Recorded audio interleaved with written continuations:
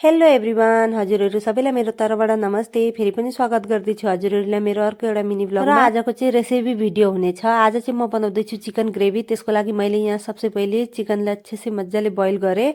अनि त्यहाँबाट यहाँ चाहिँ मैले यो मिसिनमा लसुन, प्याज, अदरक अनि खोर्सानी मजाले पिसेँ। अनि यहाँ बोइल गरेर पनि फेरि धोएँ मैले चाहिँ। अनि त्यहाँबाट चाहिँ एक कराईमा हालिदिएँ मैले तेल। अनि यहाँ चाहिँ मैले टमाटरहरू पनि सबै रेडी गरेर राखेको थिएँ। अनि तेल हालेर चाहिँ सबसे पहिले मैले हालेँ अजवाइन। म चाहिँ चिकनमा सधैँ नै अजवाइन हाल्छु। अनि त्यहाँबाट त्यो काटेर राखेको प्याजहरू हालिदिएँ। सबै यसमा चाहिँ मिक्स गरेकी छु मैले। अनि त्यो प्याजहरू हालेर एकैछिन यसलाई चलाउनुपर्छ, मजाले मिक्स गर्नुपर्छ। अनि हामीले ग्यास चाहिँ मिडियम फ्लेममा राख्नुपर्छ। त्यहाँबाट एकैछिन चलाएर मैले चाहिँ यहाँ हालिदिएँ सौँफ। मलाई चाहिँ चिकनमा सौँफ हालेको साह्रै नै मनपर्छ। अनि यो चाहिँ 13 तारिककै भिडियो हो, मैले एडिट गर्न टाइम नभेटेर अहिले हाल्दैछु। अनि त्यहाँबाट चाहिँ यसलाई मजाले चलाएर अलिअलि देख्न सक्नुहुन्छ यसको कलर चेन्ज भयो। अनि त्यहाँबाट चाहिँ मैले हालिदिएँ यहाँ टमाटर चाहिँ मैले 2टा काटेर हालेको थिएँ। अनि त्यसलाई पनि मजाले यहाँ मिक्स गर्नुपर्छ। यसलाई एकछिन टमाटरलाई पनि पाक्न दिनुपर्छ। अहिले चाहिँ मैले यहाँ निमक, हल्दीहरू केही नै हालेकी छैन। अनि त्यहाँबाट चाहिँ यसलाई म मजाले मिक्स गर्दैछु। अनि मैले त्यतिखेरसम्म यहाँ धनियाँहरू पनि सबै रेडी गरेर राखेँ। अनि त्यहाँबाट चाहिँ मैले हालिदिएँ चिकन।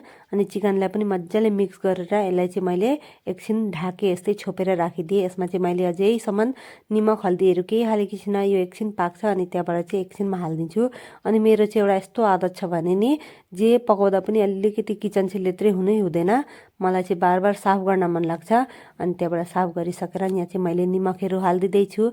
निमक, हल्दी चाहिँ स्वाद अनुसार हाल्दैछु। अनि त्यहाँबाट अझैसम्म मैले मसलाहरू पनि केही हालेकी छैन। अनि यहाँ देख्न सक्नुहुन्छ यतिको हुँदैछ। यसले चिकनले पानी पनि छोड्छ अलिअलि। अनि त्यहाँबाट चाहिँ मैले यहाँ हालिदिएँ जिरा पाउडर अनि धनिया पाउडर। दुईटालाई पनि मजाले मिक्स गरिदिनुपर्छ। अनि त्यहाँबाट एकैछिन छोपेर राखिदिएँ। अनि त्यहाँबाट त्यो निकालेर फेरि मैले यहाँ हालिदिँदैछु गरम मसला। गरम मसला चाहिँ हामी एकदमै कम खान्छौँ। अनि त्यहाँबाट गरम मसला हालेर चाहिँ मैले यहाँ अलिकति पानी हालिदिएँ, किनभने यो पकाउनुपर्छ, पाक्नुपर्छ यसलाई। अनि यसै पनि यो बोइल त गरेकै थियो, त्यही भएर मैले थोरै पानी हालेर यसलाई छोपिदिएँ। अनि यहाँ देख्न सक्नुहुन्छ पानी अलिअलि सुकेको थियो। अनि मैले चाहिँ यहाँ हालिदिँदैछु चिकन मसला। अनि यसलाई पनि अब एकछिन नढाकिकन यसै चलाइराख्नुपर्छ। अनि यसको रस अलिक सुक्न दिनुपर्छ, किनभने म चाहिँ चिकन ग्रेभी बनाउँदैछु, त्यही भएर यसको पानी अलिअलि सुक्नुपर्छ। अनि देख्न सक्नुहुन्छ यसलाई चाहिँ मैले मजाले तलबाट निकालिरहेको छु, मतलब टाँसिएको थियो। अनि यहाँ देख्न सक्नुहुन्छ फाइनली मेरो चिकन पनि बनिसक्यो। त्यहाँबाट मैले माथिबाट चाहिँ यहाँ धनियाँ छिडक्दैछु। देख्न सक्नुहुन्छ यति टेस्टी भएको थियो भने नि ड्याडीलाई दिएँ, मलाई। अनि यहाँ रेडी गरेर राखेँ। देख्न सक्नुहुन्छ चिकन अनि रोटी अनि साथमा छ सलाद। मेरो भिडियोलाई please guys like, comment, share गरिदिनु होला। Thank you so much guys, by.